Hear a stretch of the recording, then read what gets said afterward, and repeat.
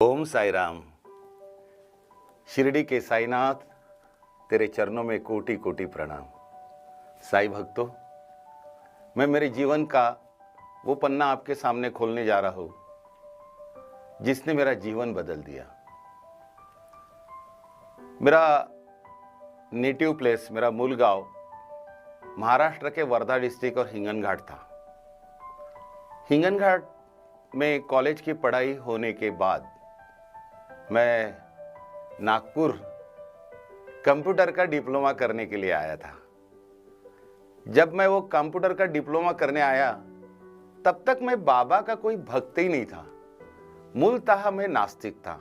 ना मेरी कोई बाबा के ऊपर श्रद्धा थी, ना किसी भगवान को मानता था, बल्कि ज़्यादातर तो मैं भगवे कपड़े पहन के अगर कोई दिखता साधु सन्यासी महंत तो मैं उनकी थोड़ी सी मजा ले लेता था। जब मैं कॉलेज पढ़ता था तो मेरे जीवन में एक गुरुजी आए थे जो विज्ञान के टीचर थे। बहुत सुंदर विज्ञान के पढ़ाने वाले टीचर थे जिनका नाम था यादवराव वीएनवार। वैसे मैं उनका कोई स्टूडेंट नहीं था, पर वो परम साई के भक्त थे। उनके यहाँ हर गुरुवार बाबा की पूजा होती थी और ऑर्केस्ट्रा की प्रैक्टिस उनके यहाँ चलती थी। और मुझे थोड़ा सा संगीत का ये था, लगाव था, तो मैं उनके यहाँ प्रैक्टिस के लिए सुनने जाता था क्योंकि मुझे कुछ आता ही नहीं था। प्रैक्टिस चलती थी तो हम बाद में कुछ भजन बजा लेते थे, गा लेते थे। और जब भी कभी प्रोग्राम होता था तो उनके मुख से एक ही बात निकलती थी, ये तो सब बाबा करते हैं, ये सब बाबा करते हैं, ये बाबा की लीला है। तो मुझे बहुत गुस्सा आता था। और जब गुस्सा आता था तो मैं हरदम मेरे गुरुजी को बोलता, रहने दो तुम्हारे बाबा, मेहनत करते हम, दिन रात यहाँ प्रैक्टिस करते, और आप कहते हैं कि बाबा करते हैं, बाबा करते हैं। इतना कहने के बावजूद वो कभी उसका जवाब नहीं देते थे और मुस्कुराकर कह देते थे, नरेन, एक आध दिन आएगा तुझे भी पता चल जाएगा मेरे बाबा क्या है। और एक दिन उन्होंने मुझे ऐसे कहने के बाद कह दी, देख नरेन, मेरी एक बात ध्यान रखना, जब भी तेरे जीवन में ऐसा क्षण आएगा कि तुझे कोई सहायता करने वाला नहीं होगा और तू हताश हो जाएगा, तब मेरे बाबा को याद कर लेना और मेरे बाबा से शर्त लगा लेना। मैं दावे के साथ कहता हूं, तू शर्त हार जाएगा और मेरे बाबा जीत जाएंगे। और कभी ऐसा हुआ मेरे बाबा हार गए तो आके मेरी आधी मूंछ कटवा देना, रहने दो। ऐसा करके मैं शांत हो गया। फिर मैं नागपुर पढ़ने आया ही था तो मैं मेरे चाचा के यहाँ जब जाता था तो नागपुर शहर में वर्धा रोड पे बाबा का एक बहुत सुंदर मंदिर है। वहां से जब भी जाता था तो बाबा का मंदिर है देख लेता था। एक दिन क्या हुआ दोस्तों, मैं हिंगनघाट से निकला, मेरी मम्मी की तबीयत ठीक नहीं थी, उसने मुझे टिफिन नहीं दिया और मैं बगैर टिफिन नागपुर आ गया। सोचा मेरे दोस्त आते हैं, उन्हीं के टिफिन में थोड़ा सा खा लूंगा, समय निकाल लूंगा और शाम को तो वापस आना ही है। मैं नागपुर आया, देखता हूं तो जो दोस्त टिफिन लेके आते थे उस दिन वो दोस्त आए ही नहीं। फिर तो खाने का प्रॉब्लम, जेब में कुछ पैसा नहीं। मैंने अपने ट्रेनिंग क्लास के एक दोस्त की साइकिल ली और सोचा चल मैं मेरे चाचा के यहाँ चला जाता हूँ। तो मैं मेरे इंस्टीट्यूट से निकला चाचा के घर के तरफ जाने के लिए। तो रास्ते में वही बाबा का मंदिर दिखा। उस बाबा के मंदिर में आरती चल रही थी। मैंने देखा, हाँ आरती चल रही है, ये वही मंदिर है, मेरे गुरुजी करते हैं, सब बाबा करते हैं, बाबा करते हैं, उसी साई का मंदिर है। मैंने कुछ नहीं देखा, चले गया। और जब मैं मेरे चाचा के यहाँ गया तो पता चला उनके घर में लॉक है। मैंने पूछा पड़ोसियों को तो बोले कि अरे तुम्हारे चाचा सभी परिवार के सदस्य वो कहीं खाना खाने गए, कुछ फंक्शन में गए हैं। दोपहर के समय था, एक 12-1 के बीच का समय होगा। मैं लौटा, मेरे पैर कांप रहे थे, बहुत भूख लगी थी, इतनी भूख कि सहन नहीं हो रही थी। फिर मैं बोला चलो, मेरे एक मुंह बोले चाचा थे, मेरे पिताजी के मित्र, तो उनके यहाँ गया। देखता हूं तो उनके घर में लॉक। पड़ोसियों को पूछा कहाँ है ये अंकल, तो बोले अरे उनके मम्मी पापा का मेडिकल चेकअप है तो वो चले गए हैं सब फैमिली के साथ। फिर तो पूछो मत, जेब में पैसे नहीं, भूख इतनी लगी थी कि वो भूख सहन ही नहीं हो रही थी। और मैं लौटते लौटते बाबा के मंदिर के पास आया, तब तक मुझे भूख तो लगी थी। और वो महीना था मई का, और 1987 की बात है। अब भरी दोपहर में नागपुर की धूप तो आप जानते हैं 49-50 तक टेम्परेचर जाता है। ऐसी चिलचिलाहट गर्मी में मुझे प्यास लगी थी, तो मैंने बोला चलो बाबा के मंदिर में ठंडे पानी की मशीन लगी थी, फ्रीजर, तो मैं जाके पानी पी लूं।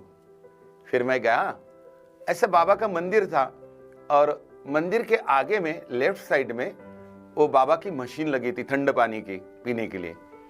मैंने ग्लास उठाया, वो पानी लिया, और जैसे मुंह में लिया और जैसे पिया मैंने, तो पता नहीं भूख के कारण वो पानी शायद मुझे लग गया और ऐसा चक्कर आया, मैं नीचे बैठ गया, पसीना छूट गया और मेरे आंखों के सामने अंधेरा आ गया। किसी ने दोनों हाथ पकड़ के मुझे उठाया और ले जाके बाबा के मंदिर में, जहां बाबा की मूर्त है उसके बाजू में दीवार से लिटाकर टेक के बिठा दिया। मेरी भूख मेरे सहन शक्ति के बाहर जा रही थी, मुझसे उठा भी नहीं जा रहा था, और आंखों से आंसू आ रहे थे, और सोच रहा था कि क्या, कितनी गरीबी कि मेरे पास में खाने के लिए पैसे नहीं।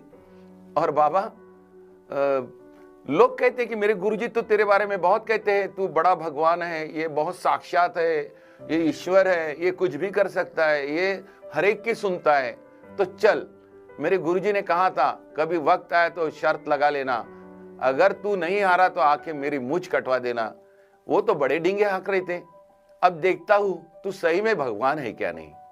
फिर मैंने क्या किया, देख रहा था, उतने में एक कोई होटल का लड़का एक अच्छी सी थाली लेके पूरा खाना सजा के बाबा के सामने रख दिया। उस पुजारी में थाली रख दिया, पानी घुमा दिया, और वो पुजारी भी बैठा था, और वो थाली मुझे दिखाई दे रही थी।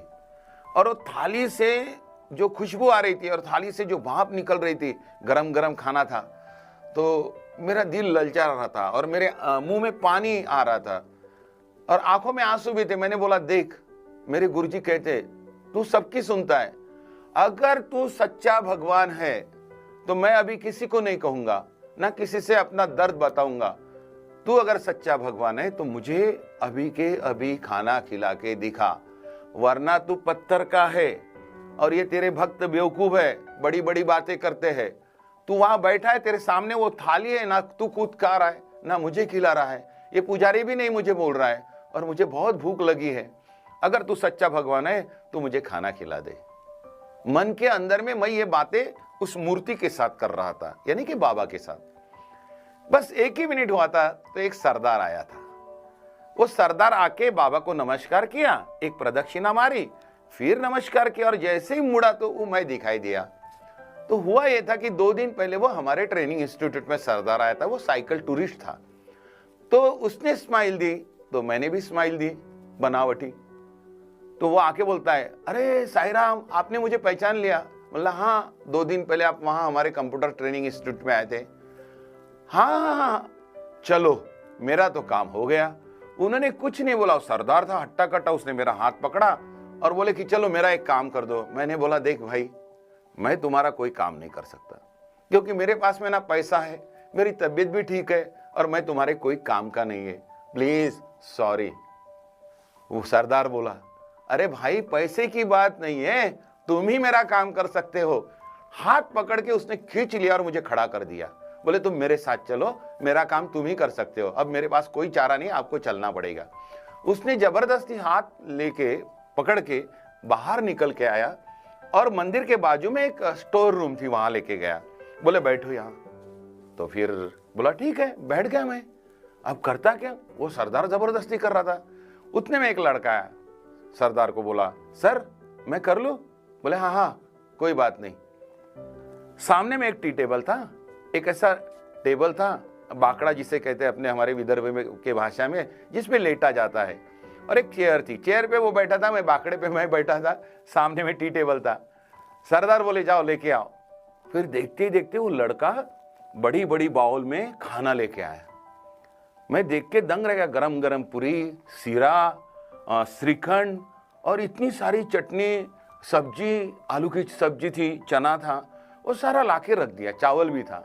बोले कि आप निपटा लो। बोले कि ठीक है हम कर लेंगे, चले जा। वो लड़का चले गया और कुछ देर के बाद में सरदार ने वो लड़का दरवाजा लगा दिया और हाथ जोड़ के कहता है, साईं राम, आप तो मुझे भगवान जैसे मिल गए, मेरी समस्या हल हो गई, आप ये भोजन कर लीजिए। मैंने बोला मैं और भोजन, आप ये खाना? हाँ हाँ भाई, ये खाना मेरे लिए ही था, क्योंकि मैं साइकिल टूरिस्ट हूँ और जब मैं हैदराबाद से नॉर्थ इंडिया घूमने जा रहा था, मंदिर लगा तो मंदिर वालों ने मेरी रहने की खान पान की व्यवस्था कर ली। आज सुबह मैं कॉलेज में गया था, वो कॉलेज था मॉरिश कॉलेज करके नागपुर में। मैं वहां गया तो वहां के प्रिंसिपल मैडम ने मुझे जबरदस्ती घर से टिफिन बुला के खाना खिला दिया। अब मुझे उन्होंने बहुत फोर्स किया करके मैंने खा लिया, पर समस्या ये थी, अगर मैं मंदिर जाऊंगा और वो खाना नहीं खा पाऊंगा तो उनका खाना वेस्ट जाएगा और मैं उनको क्या जवाब दूंगा।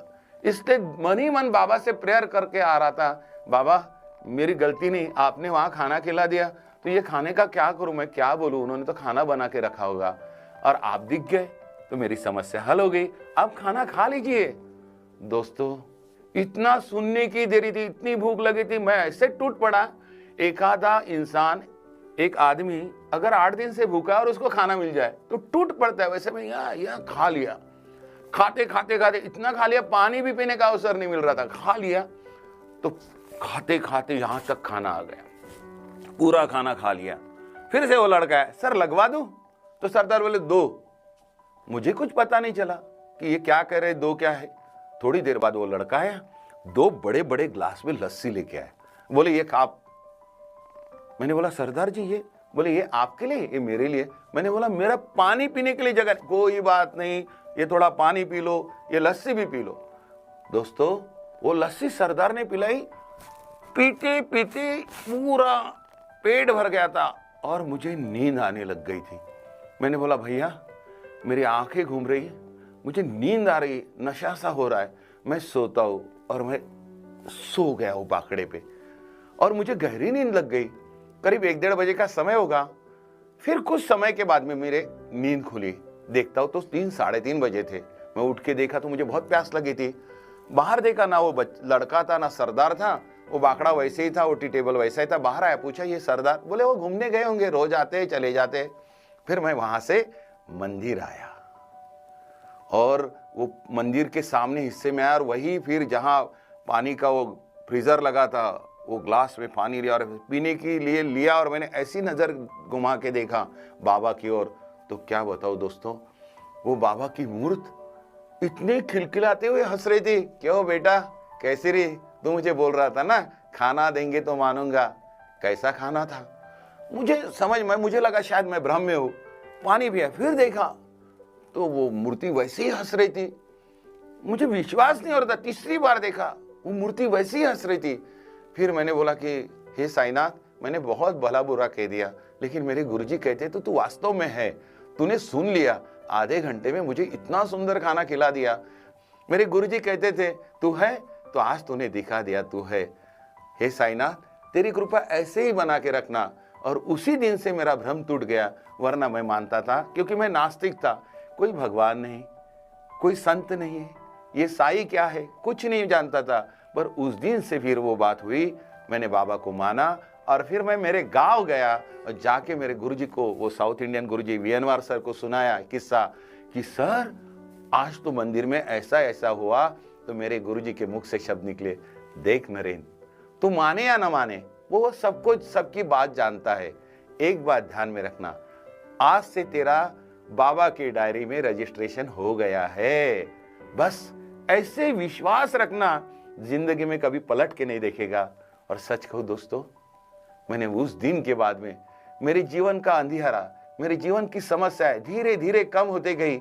ना मैं जानता हूं, ना पढ़ा लिखा हूं, संगीत कुछ नहीं जानता, फिर भी बाबा की कृपा से, बाबा की दया से बाबा ने मुझे उस लायक बना दिया कि आज करीब करीब 2011 से अब 2023 शुरू हो रही, जनवरी चल रहा है। तो इतने सारे दिनों में बाबा मुझे देश के 14 राज्यों में करीब करीब 250 साई कथा बाबा ने मुझसे करवा ली। ये बाबा का प्रेम है, ये बाबा की दया है। जो मुझसे लिखवा लेते हैं, गवा लेते हैं। और यही बाबा की कृपा है। ये कृपा मेरे जीवन पे और बाबा के समस्त भक्तों के ऊपर बनी रहे, यही मैं बाबा से प्रार्थना करता हूँ। हे साईनाथ, हे दया निधान, हे दया सागर, आप महान हो, हम सब पे तेरी कृपा बनी रहे। ओम साई राम, ओम साई राम, ओम साई राम।